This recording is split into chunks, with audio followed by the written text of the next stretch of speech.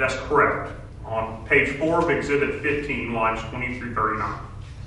That excerpt states, and I quote, "It is hereby resolved, this will be Resolution 001, period. It is hereby resolved by the Anderson County Council that the Ad Hoc Financial Increase and Investigative Committee and the Personnel and Contracts Increase and Investigative Committees and each committee member or the committee designee shall be fully authorized and empowered to interview or question any county employee regarding any and all county business.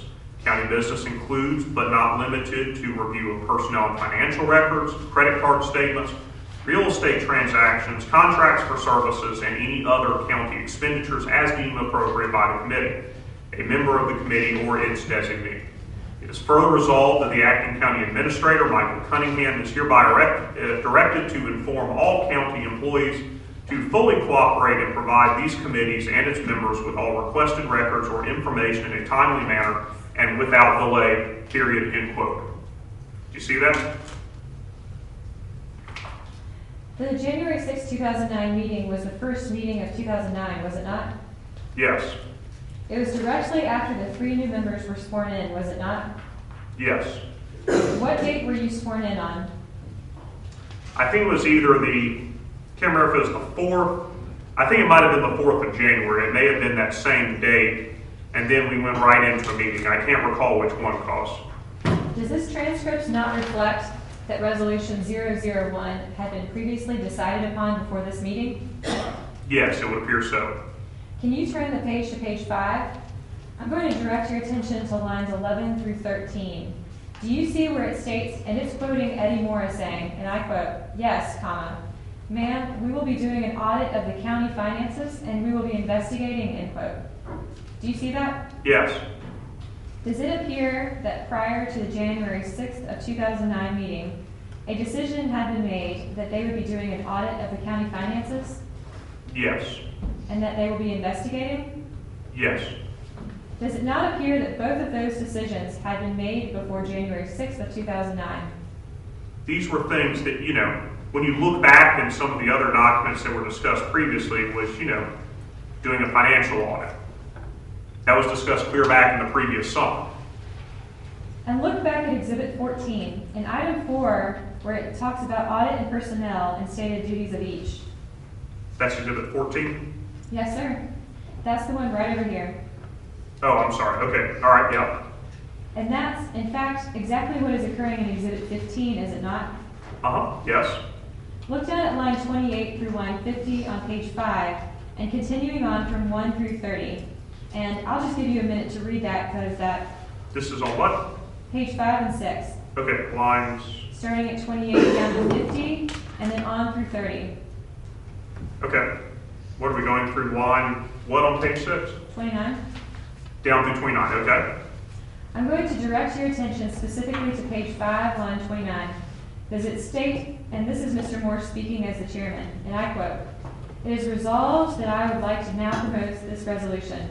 We strongly disagree with the way the last county council handled the termination of our last administrator, period," end quote. Do you see that? Does it say that?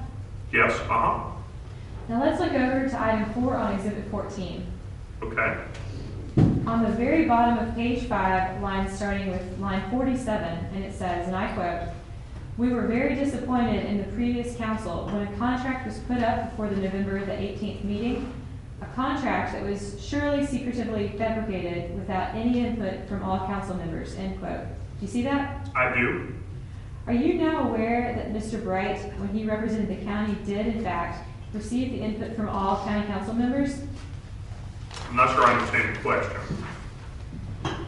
Did you have a copy of the written resolutions prior to the January 6th of 2009 meeting? No. They were distributed at the meeting? At the meeting, in our council book, yes. You don't happen to have a copy of the agenda for that meeting, do you? I'd like to see who signed off on it, but anyway. Down below on page 6 from lines 37 to 41, Councilmember Floyd states, and I quote, "When are we going to get a copy of the resolution? There have been 2 resolutions on the floor tonight, and we don't have any kind of backup, no copies. We have not had a chance to read it or do anything like that, period," end quote. Do you know why she didn't have a copy of the resolutions? Well, I don't know why she didn't have them. And I would actually, that agenda packet, normally your resolutions will be in the agenda packet that you pick up a day or two before the meeting. And again, I can't recall back that far if those resolutions are actually in there or not. In other words, did any of us have those resolutions? I can't recall. Let's go to page 7, starting with lines 29 and following. And this is Eddie Moore speaking, and he states, and I quote, "We will now go to Resolution 003, period. Resolution 003 is hereby resolved as Anderson County is the client in legal matters. This council desires that the pending litigation against 2 of our sitting council members in case number 08-CP-04-2726, captioned Michael Cunningham, Anderson County Administrator versus Robert L. Waldrop and M. Cindy Wilson, in their individual capacities, be dismissed."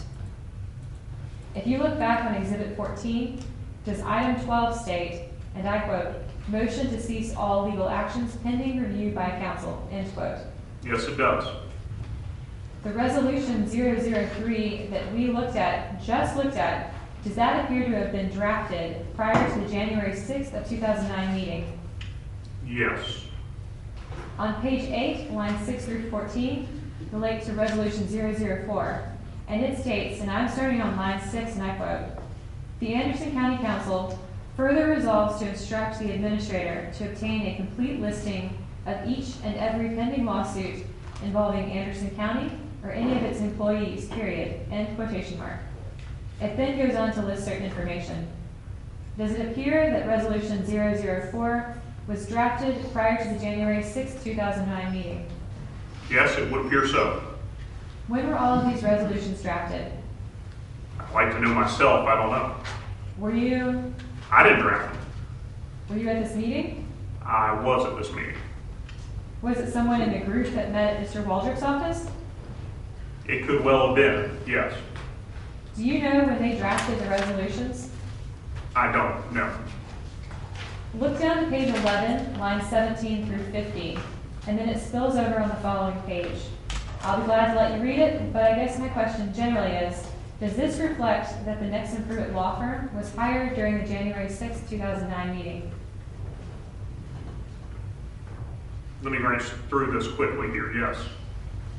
And then let's look over at Exhibit 14. Do you see item number 6? Uh-huh. Does that state, and I quote, "Motion to go to executive session"? Yes. And then it says, "Personnel matters, hire law firm." Yes. And that's exactly what page 11 and these lines reflect, does it not? That's correct.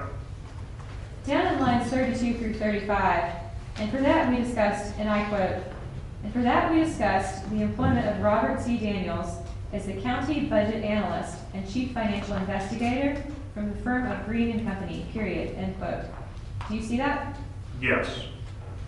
And then let's look back over at Exhibit 14, item number 6. Hire Mr. Daniels. Do you see that? Yes. And that's, in fact, exactly what you did as reflected on page 11, isn't it? Yes.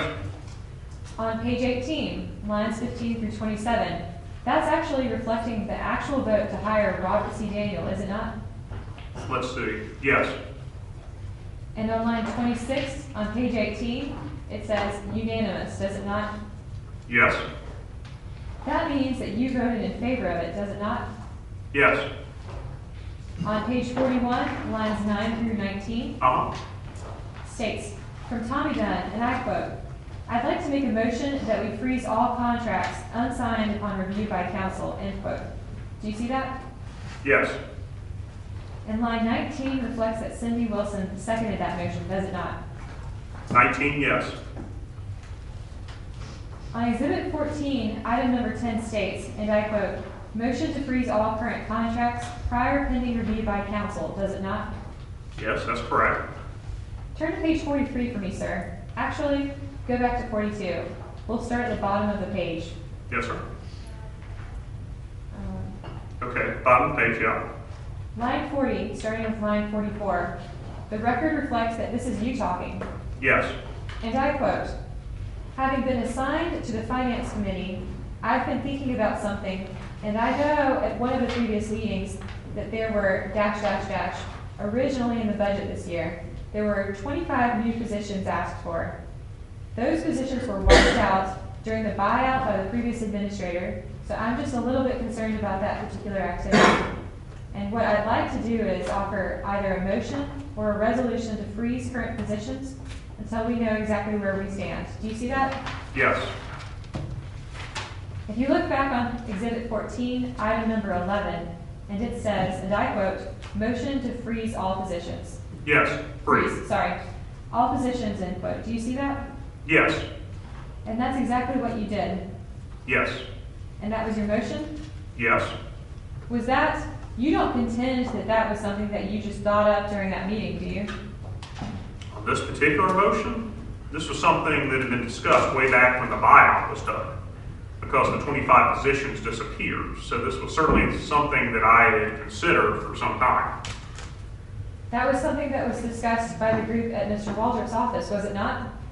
Yeah. It was something that appears on Exhibit 14? Yes. Mr. Allen, can you understand why I'm confused about your claim and the authenticity of Exhibit 14? I can understand it and I can explain it. Okay, please. First of all, this format is pretty much the first. 1, 2, 3 items are 4, 5, actually, clear down to 5 are standard items. That's in the ordinance. That's the way an agenda is put together. This item number 4, Chairman makes comments condemning acts. I don't know where that came from. So what I'm getting at is anybody could have written this thing, but it wasn't me. And I will stand by that.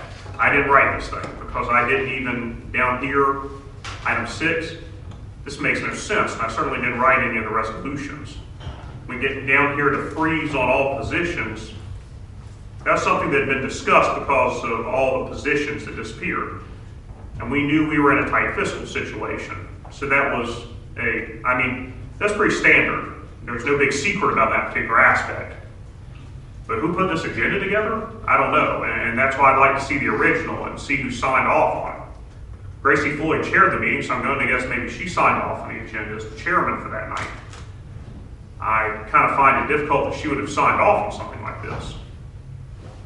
Do you understand this particular agenda is being attributed to you? Yes.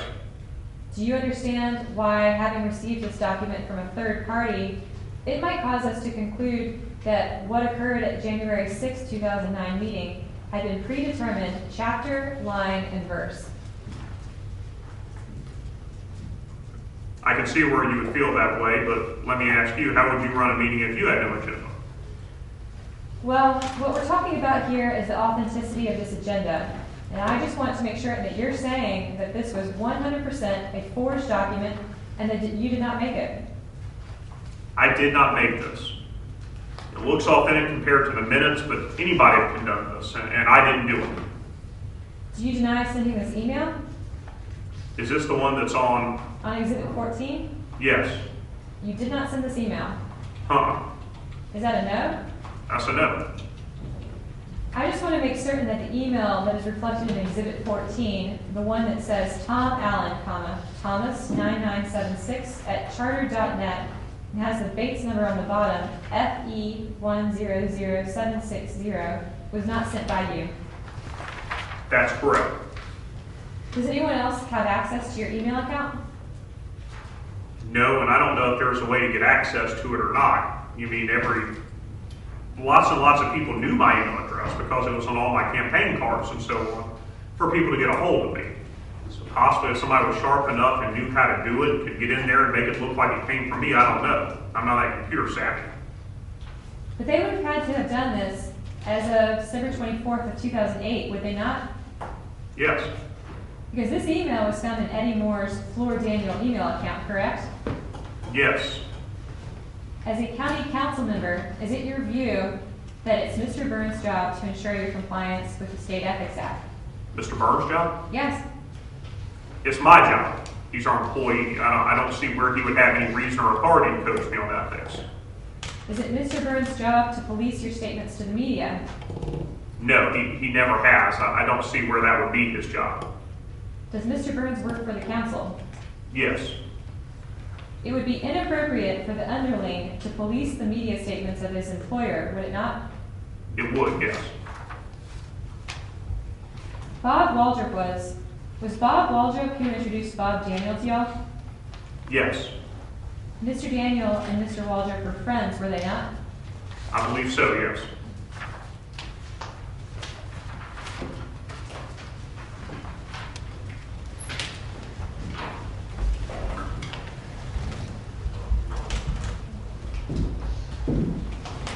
Your Honor, at this time, I hand up the original sealed transcript of the deposition of Tom Allen. Any objection by receiving that? No, Your Honor.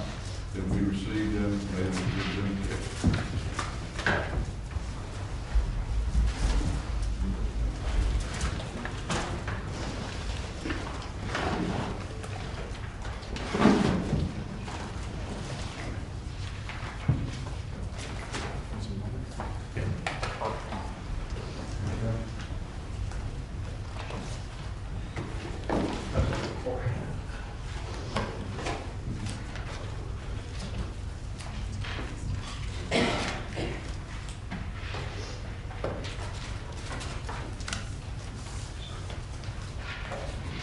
Would it help you to have a new script? Would it help you to have a new script? Yeah, what I'm thinking. The exhibits were referred to in the last deposition were exhibit numbers for the deposition.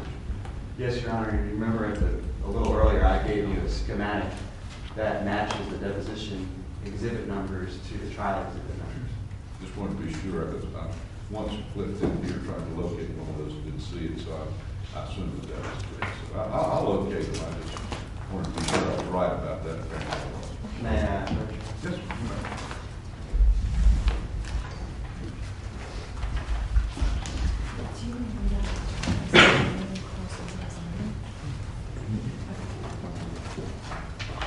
All right, this is the deposition of Edwin Moore, is that correct? Yes, it is. And I believe you submitted your objections, is that right? Your Honor, this is one that we're going to sidebar on. We do, Your Honor. I agreed to a certain arrangement with respect to this transcript. So why don't we take a short break, I'll see you in the conference room, and you can get into this case.